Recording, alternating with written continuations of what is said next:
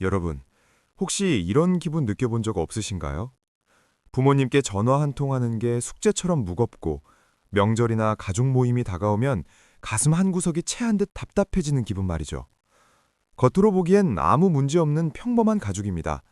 부모님은 나를 위해 희생하셨고 나 또한 그 기대에 부응하기 위해 열심히 살아왔습니다. 그런데 왜 내 마음은 갈수록 피폐해지고 내 삶은 내 것이 아닌 것만 같을까요? 다 너 잘되라고 하는 소리야. 내가 누구 때문에 이렇게 고생했는데 네가 어떻게 나한테 이럴 수 있니? 이 말들이 사랑이라는 이름으로 당신의 목을 죄어오고 있다면 당신은 지금 효도라는 가면을 쓴 정서적 학대 속에 갇혀 있는 것일지도 모릅니다. 우리는 착한 딸, 착한 아들이 되기 위해 내 안의 진짜 목소리를 죽여왔습니다. 부모님의 기대를 저버리는 것이 곧 불효라는 공포, 그 죄책감이 당신의 삶을 통째로 집어삼키게 내버려뒀죠. 오늘 이 다락방에서는 누구에게도 쉽게 말하지 못했던 그 무거운 비밀을 꺼내보려 합니다. 부모라는 이름 뒤에 숨은 은밀한 가스라이팅의 실체를 파헤치고 이제는 타인의 인생이 아닌 나의 인생을 살기 위해 그 지독한 착한 아이 콤플렉스에서 탈출하는 법을 전해드리겠습니다. 부모님을 사랑하지만 동시에 도망치고 싶었던 당신에게 오늘 이 이야기가 단호하고도 따뜻한 위로가 되길 바랍니다. 정서적 학대는 대놓고 때리거나 욕하는 것보다 훨씬 무섭습니다. 왜냐하면 사랑과 희생이라는 포장지로 정성껏 쌓여있기 때문이죠. 이들이 사용하는 주무기는 바로 죄책감입니다. 이런 부모들은 자녀에게 자신의 고통과 불행을 끊임없이 전시합니다. 내가 너를 어떻게 키웠는데 나의 유일한 희망은 너뿐이다 라는 말로 자녀의 어깨에 부모의 인생 전체를 올려놓습니다. 자녀가 부모의 뜻과 다른 선택을 하려 하면 그들은 화를 내기보다 병약한 모습을 보이거나 깊은 한숨을 내쉬며 자녀를 자책하게 만듭니다. 결국 자녀는 부모를 실망시키지 않기 위해 자신의 꿈, 연애, 가치관을 포기합니다. 부모의 기분을 살피는 것이 생존 본능이 되어버린 것이죠. 이것이 바로 은밀한 가스라이팅입니다. 부모의 행복을 책임져야 한다는 강박이 당신의 발목에 채워진 보이지 않는 수갑이 된 것입니다. 착한 아의 콤플렉스를 가진 성인들은 타인의 인정에 목말라 있습니다. 부모에게 인정받아야만 나의 존재 가치가 증명된다고 믿으며 자랐기 때문입니다. 이들은 갈등을 극도로 두려워합니다. 누군가 나에게 실망하는 것을 견디지 못하죠. 하지만 여러분, 사실 그 착함은 진짜 성격이 아니라 생존 전략이었을 가능성이 큽니다. 부모의 감정 쓰레기통 역할을 자처하고 부모의 결핍을 채워주려 애쓰는 동안 당신 안의 진짜 아이는 방치되었습니다. 나는 무엇을 좋아하지?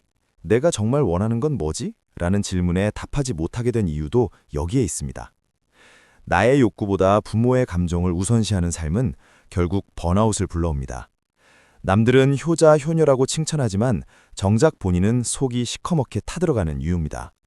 당신은 부모의 감정을 대신 처리해주는 대리인이 아닙니다. 이제 그 무거운 굴레에서 벗어나야 합니다. 가장 먼저 인정해야 할 잔인한 진실은 이것입니다.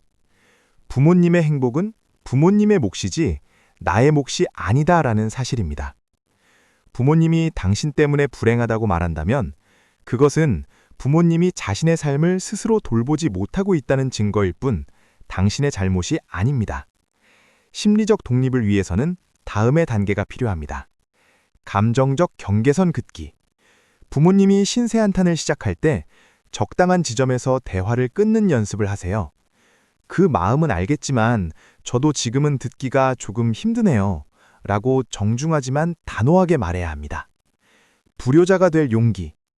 부모님을 실망시켜 보세요.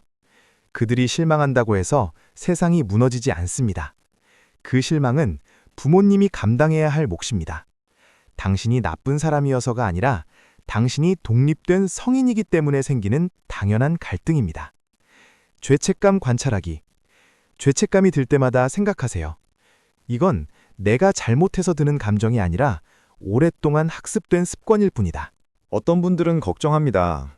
이렇게 거리를 두면 부모님과 영영 멀어지는 거 아닐까요? 하지만 역설적으로 건강한 거리가 있어야 관계가 오래 지속될 수 있습니다. 지금처럼 당신이 잠식당하는 관계는 결국 폭발하거나 당신이 무너져 내림으로써 끝이 납니다. 당신이 먼저 숨을 쉴 수 있어야 부모님도 진정으로 사랑할 여유가 생깁니다. 부모님을 한 인간으로 객관화해서 바라보세요. 그들도 약점이 있고 결핍이 있는 불완전한 인간일 뿐입니다. 그 불완전함을 당신이 모두 메워줄 수는 없습니다. 물리적인 거리도 중요합니다. 가능하다면 독립을 하고 연락 횟수를 스스로 조절하세요. 당신의 삶에 대한 결정권을 완전히 되찾아올 때 비로소 부모님과의 만남이 희생이 아닌 선택이 될 수 있습니다. 다락방에 밤이 깊어갑니다. 여러분, 그동안 부모님의 기대를 짊어지고 걷느라 정말 고생 많으셨습니다. 당신은 충분히 애썼고 충분히 착한 자녀였습니다. 이제 그 짐을 잠시 내려놓아도 괜찮습니다. 부모님께 미안해하지 마세요. 당신의 인생은 부모님의 못다한 꿈을 대신 이뤄주는 무대가 아닙니다. 오늘 밤부터는 잠들기 전 부모님의 목소리가 아닌 당신 내면의 작은 아이의 목소리에 귀를 기울여 보세요. 그동안 힘들었지?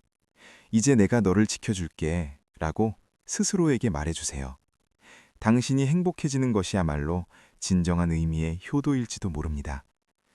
오늘 이 이야기가 당신의 마음속 수갑을 푸는 작은 열쇠가 되었기를 바랍니다.